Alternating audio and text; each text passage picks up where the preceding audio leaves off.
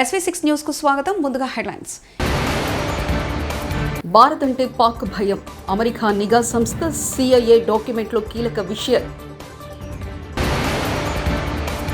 వాళ్ళ వలలో పడొద్దు, పంతాలకు పోయి సమ్మ చేయొద్దు రేవంత్ రెడ్డి. కులగణన నిర్ణయంపై వైఎస్ జగన్ హర్షం.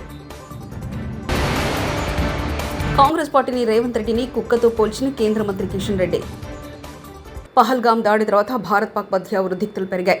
యుద్ధ భయాలు నెలకొన్నాయి. భారత్ చర్యలతో ఉక్కిరిబిక్కిరవుతున్న పాక్ నేతలు తమ నోటికి పని చెప్తున్నారు. అసలు భారత్ పాక్ మధ్య యుద్ధం అంటూ జరిగితే కాశ్మీర్ వల్లేనని 1993లో CIA అధికారి బ్రూస్ రైడల్ భావించారు.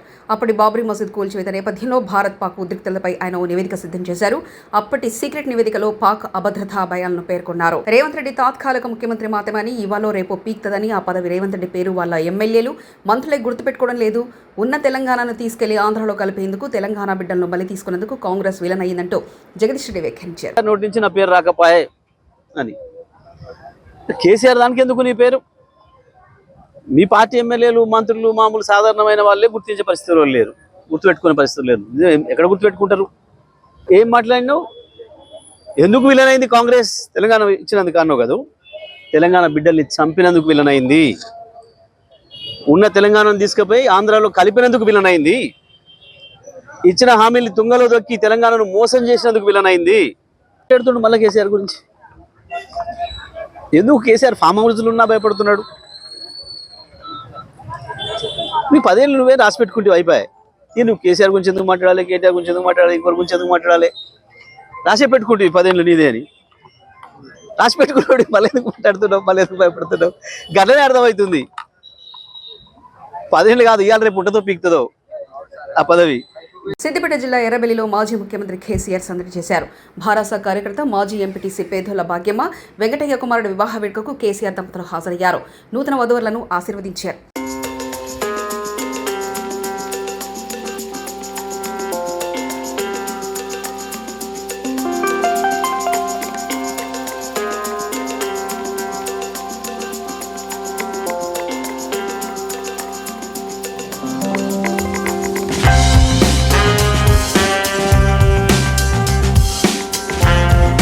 సమ్మె యోచనలో ఉన్న ఆర్టీసీ ఉద్యోగులకు ముఖ్యమంత్రి రేవంత్ రెడ్డి విజ్ఞప్తి చేశారు.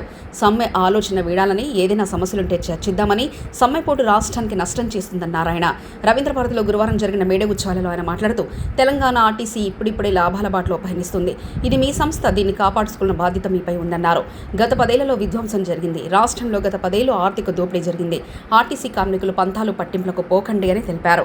139 సంవత్సరాల క్రితం చికాగోలో మొదలైన ప్రపంచ కార్మికులారా ఏకం కండి, పోరాడితే పోయేదేమీ లేదు, బానిస సంఖ్యలు తప్ప అని కార్ల్ మార్క్స్ పిలుపును తీసుకొని అక్కడ మొదలైన పోరాటం ప్రపంచ కార్మికులను ఏకం చేసి ప్రపంచంలో మే 1 తారీఖు కార్మిక దినోత్సవంగా జరుపుకొని కార్మికుల సమస్యలనే కాదు, కార్మిక శ్రమశక్తిని, కార్మికుల యొక్క త్యాగాలను చర్చించుకోవడానికి ఈ సందర్భాన్ని, కార్యక్రమాన్ని ప్రపంచవ్యాప్తంగా వినియోగించుకుంటున్నాం.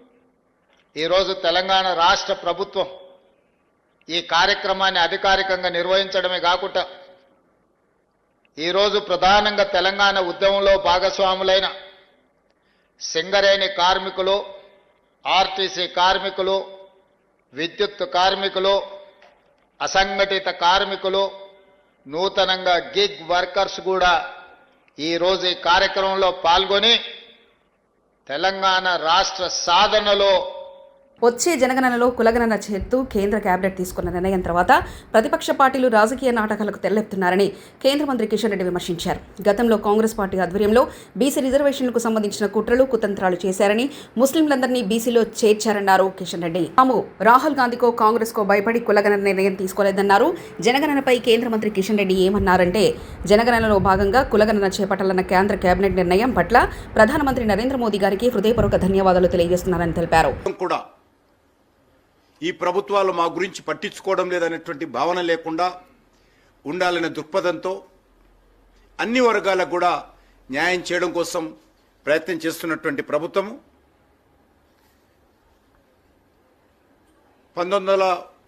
1981 నుంచి 1931 వరకు కూడా కులగణన జరిగింది. కానీ స్వాతంత్రం వచ్చిన తర్వాత 1951లో జనాభా సేకరణ మొదటిసారి జరిగింది. కానీ ఆ రోజు నుంచి ఈ రోజు వరకు కూడా కుల గణన జరగకుండా కాంగ్రెస్ పార్టీ నిర్ణయం తీసుకొని మరి ఈ రోజు వరకు కూడా అమలు చేయనటువంటి పరిస్థితి ఏర్పడింది. మొదటి నుంచి కూడా కాంగ్రెస్ పార్టీ కుల గణనకు వ్యతిరేకంగా ఉన్నది. అనేక మంది జవహర్లాల్ నెహ్రూ కానీ అనేక మంది ఇతర నాయకులు కూడా కుల గణన విషయంలో బహిరంగ మాట్లాడినటువంటి విషయాలు. జిల్లాలో ఎంఎస్ఈ పార్కును ముఖ్యమంత్రి చంద్రబాబు నాయుడు ఈరోజు గురువారం ప్రారంభించారు. వర్చువల్గా 11 ఎంఎస్ఎంఈ పార్కును సీఎం మొదలుపెట్టారు. 14 ఎఫ్ఎఫ్సీలు, 25 ఎంఎస్ఎంఈ పార్కులను సీఎం శంకుస్థాపన చేశారు. ఈ సందర్భంగా ముఖ్యమంత్రి మాట్లాడారు. ఏపీలో అసంఘటిత కార్మికులు అధికంగా ఉన్నారని, అందులోనూ వ్యవసాయం మీద అత్యధికంగా ఆధారపడ్డారన్నారు. ఇప్పుడే భవన నిర్మాణ కార్మికుల బాధలు చూశానని, మిట్ట మధ్యాహ్న వేళ కాలే ఇనుప కమ్మిలతో పనిచేస్తున్నారని, వారందరినీ ఆదుకోవడం మనందరి బాధ్యత అని చెప్పుకోరు. టీడీపీ సింబల్తో పేదలకు గుర్తుగా ఇల్లు, రైతులకు గుర్తుగా నాగళ్లు, కార్మికులకు గుర్తుగా చక్రం ఉంటుందని, ఈ చక్రం దేశంలోని ఏ పార్టీ సింబల్ ఉండకూడదన్నారు. అంటే గుర్తొచ్చేది కర్షక కార్మికులందరూ గుర్తొస్తారు. కష్టజీవులను గుర్తు చేసుకునే సమయం. అందుకనే ఈరోజు ప్రపంచం మొత్తం మే 1న మనం అందరం మేడే ఉత్సవాలు జరుపుకుంటాం. దీనికి కారణం కార్మికులకు సంఘీభావాన్ని తెలియజేసి కార్మికులను దోపిడీ చేయనీయకుండా అనునిత్యం వారి తరపున పోరాడి వారికి న్యాయం చేయడం కోసం పునరంకితం అవుతాం. ఇలాంటి కార్యక్రమాన్ని మీరు చూస్తే 1890లో ఆ రోజు మేడే కోసం ప్రపంచంలో ఒక ఉద్యమం జరగడం, అక్కడి నుంచి ఈ కార్యక్రమానికి రూపురేఖలు వచ్చాయి. మన దేశంలో 1323 నుంచి ఈ కార్యక్రమం మనం నిర్వహించుకుంటున్నాం. ఈరోజు మీరు ఒక్కసారి చూస్తే కార్మికులంటే మనకందరికీ గుర్తొచ్చేది ఫ్యాక్టరీలో పనిచేసే కార్మికులే. కానీ అసంఘటిత కార్మికులు ఎక్కువగా ఉన్నారు. మన రాష్ట్రాల్లో పొలాల్లో పనిచేయడం, చిన్న చిన్న పనులు అసంఘటిత కార్మికులుగా నరేగా పనులు చేయడం, ఇలాంటి వాళ్ళు చూస్తే 88% అసంఘటిత కార్మికులే ఉన్నారు. అందులో అత్యధికంగా 67% వ్యవసాయం పైన ఆధారపడుతున్నారు. ఈరోజు వ్యవసాయ కూలీలు లేకపోతే మనం ఈ వ్యవసాయం చేసే పరిస్థితి ఉండదు. అందుకనే గవర్నమెంట్ ఆఫ్ ఇండియా కూడా ఈరోజు నరేగా కార్యక్రమాన్ని తీసుకుని ఎవరైతే ఇలాంటి పేదవాళ్లు ఉన్నారో 100 రోజులు పని కల్పించే కార్యక్రమానికి శ్రీకారం చుట్టారు. ఇవన్నీ కూడా ఒక చరిత్ర. ఇప్పుడే నేను వెళ్ళొచ్చాను. ఒక భవన నిర్మాణ కార్మికులు మంచి కళ్యాణ మండపం కడతా ఉంటే, కమ్యూనిటీ హాల్ కడతా ఉంటే పోయి చూసి వచ్చాను. వాళ్ళ కష్టాలు అధ్యయనం చేశాను. మంచి మధ్యాహ్నం కూడా ఎండలు విపరీతంగా ఉన్నాయి. ఇక్కడ కూర్చుంటేనే చెమట్లు పడుతున్నాయి. అలాంటప్పుడు అక్కడికి పోయినప్పుడు ఎండలో నిలబడుకుని అందులో కూడా ఏవైతే ఇనుప రాడ్లు పట్టుకొని చేయబట్టుకుంటే కాలిపోతాయి, అలాంటప్పుడు కూడా వాళ్ళు పనిచేస్తున్నారంటే అలాంటి కార్మికులను ఆదుకునే బాధ్యత మనందరిది. ఈ ప్రభుత్వం తప్పకుండా చేస్తామని హామీ ఇస్తున్నా. జనగణనతో పాటు కులగణన చేయాలన్న కేంద్ర నిర్ణయంపై వైఎస్ఆర్సీపీ అధినేత వైఎస్ జగన్మోహన్ రెడ్డి హర్షం వ్యక్తం చేశారు. గురువారం తన ఎక్స్ ఖాతాలో చేసిన పోస్టులో ఆయన ఈ అంశాన్ని ప్రస్తావించారు. అలాగే వైఎస్ఆర్సీపీ హయాంలో కులగణన నిర్వహించిన విషయాన్ని ఆయన గుర్తు చేశారు. ఈ 12 నెలలు 11 నెలలు ఈ పాలన చూస్తే ఎవరికైనా కూడా ఇట్టే అర్థమవుతుంది. అంతటి దారుణమైన దుర్మార్గమైన పాలన మనం చూస్తూ ఉన్నాం. ఇలాంటి పరిస్థితుల్లో ఇలాంటి రెడ్ బుక్ పాలన జరుగుతూ ఉన్న, రాక్షసుల పరిపాలన చేస్తూ ఉన్న ఈ పాలనలో తెగువ చూపించి నిబద్ధతతో నిలబడి విలువలకు విశ్వసనీయతకు పెద్దపీట వేస్తూ రాజకీయాలంటే అయ్యా చంద్రబాబు నీ మాదిరిగా చేయడం రాజకీయాలు కాదు, ఎంపీటీసీలమైనా కౌన్సిలర్లమైనా మమ్మల్ని చూసి నేర్చుకో, ఇది రాజకీయం అంటే అని చెప్పి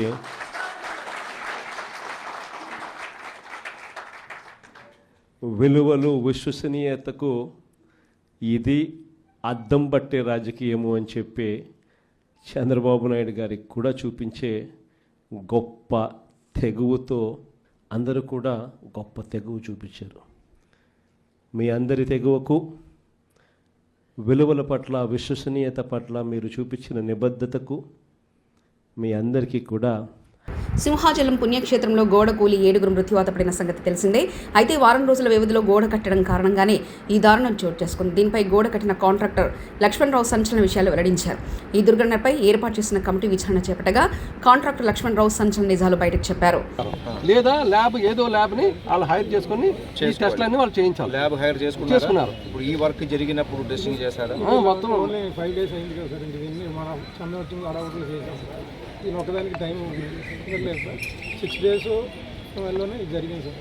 యాక్చువల్లీ దీని మీద వచ్చిన ట్రస్సులు ఇవి లోడ్ పెట్టేసారు. ఈ విండ్కి ఇటు ఎత్తింది సార్. అటువంటి వాటర్ ప్రెజరు ఇటు నుండి విండ్ ప్రెజర్కి వచ్చింది సార్. దానికి చూడండి సార్, అదే వాళ్ళు ఇంకా దానికైతే 0.6 కట్టాం సార్. ఇది కొద్దిగా ఇంకా ఇది 0.75 కట్టారు సార్. కాదు సార్, అంటే మామూలు జరిగింది చెప్తాను సార్. టైం లేదు సార్. దగ్గర నేను కట్టమని ఆఫీసాను సార్. ఇది సార్ ఒక పిలుస్తారు. ఇది డ్రాయింగ్ ఆఫీస్ వస్తే కట్టమని చెప్పి మీ మీద ఒత్తిడి ఎవరు చేశారు? ఒత్తిడి కదా, చందనం వచ్చింది చేయండి నేను చేశారు కదా. డిపార్ట్మెంట్ ఇంకా వీళ్ళు అసలు తెలియదు ఉంటుంది సార్. ఇప్పుడు ఎవరు చెప్పారు? ఇద్దరు కూడా మామూలుగా వర్క్ చందనోత్సవం కొంచెం చేయండి అని కొన్ని అడ్డంకులన్నీ చేయండి అని రిక్వెస్ట్ చేశారు సార్. నేను కూడా వచ్చి దేవుడి కార్యక్రమం కదని దీన్ని డ్రాయింగ్ లేకపోయినా అధిగమించి చేస్తే అప్పుడు వర్క్ చేసేటప్పుడు ఏ ఇంజనీర్ వచ్చి చూసారు? అంటే స్టార్టింగ్ రోజు ఏం లేరు కానీ సార్, మిగతా రెగ్యులర్గా ఉంటారు సార్. 5-6 రోజులు చేశారంటున్నారు కదా సార్. మొత్తం ఎన్ని రోజులు చేశారు? మిగతా ఒక 4 days. ఆ 4 days లో ఏ ఇంజనీర్ ఉన్నారు ఇక్కడ సైట్లో? స్టార్టింగ్ రోజు ఏం లేదు సార్. నెక్స్ట్ ఏం ఉన్నారు 4 days అంటే అప్పుడు స్టార్ట్ అవ్వలేదు. 4 days పని జరిగేటప్పుడు నువ్వు లేదు అంటే విజయవాడ క్యాంపు ఎవరున్నారు? ఏ ఇంజనీర్ ఉన్నారు? ఈ సార్ ఉన్నారు సార్. స్టార్టింగ్ ఆయన లేడని లేరు సార్. మనం చెప్పలేం కానీ స్టార్టింగ్ రోజు లేరు సార్. వర్క్ జరుగుతున్నప్పుడు ఈయన వచ్చారు. డిఈ గారు కూడా రెగ్యులర్గా వచ్చి వస్తున్నాను సార్. దాని టైంలో మధ్యలో ఎప్పుడు ఈ గారు వచ్చి చూసుకుంటూ వెళ్ళారు సార్. పశ్చిమ గోదావరి జిల్లా పాలకొల్లులో మేడే వేడుకలు ఘనంగా నిర్వహించారు. ఈ కార్యక్రమంలో మంత్రి నిమ్మల రామానాయుడు పాల్గొన్నారు. కార్మికులతో కలిసి మండుటెండలో 4 కిలోమీటర్లు ఆయన రిక్షా తొక్కారు. అనంతరం కార్మికులకు టీ-షర్ట్లు, టవళ్లు పంపిణీ చేశారు. మీ అందరికీ ముందుగా మేడే శుభాకాంక్షలు తెలియజేస్తూ ఉన్నా. 8 గంటల పని దినాల కోసం ఆ రోజు కార్మికుల అవిశ్రాంత పోరాట ఫలితం మేడే అనేటువంటి సంగతి. ఎందుకంటే ఆ రోజు పారిశ్రామిక విప్లవం పరుగులు వేస్తున్నటువంటి దశలో, మనుషులను కూడా యంత్రాల వలె పనిచేస్తున్నటువంటి దశలో, కనీసం విరామం కూడా లేకుండా పనిచేస్తున్నటువంటి దశలో విసుగు చెందినటువంటి కార్మిక సోదరులందరూ కూడా ఎంతటి అన్యాయంగా ఆ రోజు పరిదినాలు ఉండేయని అంటే, వాష్రూములకి వెళ్తే ఆ వాష్రూములకి వెళ్ళినటువంటి సమయాన్ని కూడా లెక్కింపు చేసుకుని పనిచేసేటువంటి పరిస్థితుల్లో తమ శ్రమను రక్తంగా మార్చుకుని, ఆ రక్తాన్ని పాలులాగా మార్చుకుని, తన చంటి బిడ్డకు పాలిచ్చేటువంటి ఆ తల్లి సమయాన్ని కూడా లెక్కేసుకుని పని చేసుకునేటువంటి దుర్భరమైనటువంటి రోజుల్లో ఆ రోజు ప్రపంచవ్యాప్తంగా వెల్లు విరిసినటువంటి కార్మిక చైతన్యం ఆ రోజు చికాగోలో ఏదైతే రక్తాన్ని చిందించిందో దానికి ప్రతిబింబంగా మరి ఈవేళ మేడేని ప్రపంచవ్యాప్తంగా మనందరం కూడా జరుపుకుంటూ ఉన్నాం. అటువంటి మేడే సందర్భంగా ఈరోజు పాలకొల్లులో, ఈరోజనే కాదు గత 15 సంవత్సరాలుగా కూడా ఆ కార్మికులతోటి, ఆ కర్షకులతోటి కలిసి నడిచేటువంటి వ్యక్తిగా, ఈ పాలకొల్లు నియోజకవర్గానికి ఎవరైనా పెద్ద కూలీ ఉన్నారని అంటే అది నేనే అనేటువంటి విధంగా ఈ యొక్క నియోజకవర్గ ప్రజలకు పనిచేసేటువంటి వ్యక్తిగా మరి ఆ రోజు నుంచి ఈ రోజు వరకు కూడా కలిసిమెలిసి పనిచేస్తూ గౌరవ ముఖ్యమంత్రి నారా చంద్రబాబు నాయుడు గారు సారథ్యంలో ఆ కార్మికులకి, కర్షకులకి ఈ ప్రభుత్వం ఎప్పుడు అండగా. ఎందుకంటే మా తెలుగుదేశం పార్టీ జెండా. భారత్ అంటే పాక్ భయం. అమెరికా నిఘా సంస్థ CIA డాక్యుమెంట్లో కీలక విషయం. వాళ్ళ వలలో పడొద్దు, పంతాలకు పోయి సమ్మ చేయొద్దు రేవంత్ రెడ్డి. కులగణన నిర్ణయంపై వైఎస్ జగన్ హర్షం. కాంగ్రెస్ పార్టీని రేవంత్ రెడ్డిని కుక్కతో పోల్చిన కేంద్ర మంత్రి కిషన్ రెడ్డి. ఇవి బులెటిన్ విశేషాలు. చూస్తూనే ఉండండి SV6 న్యూస్.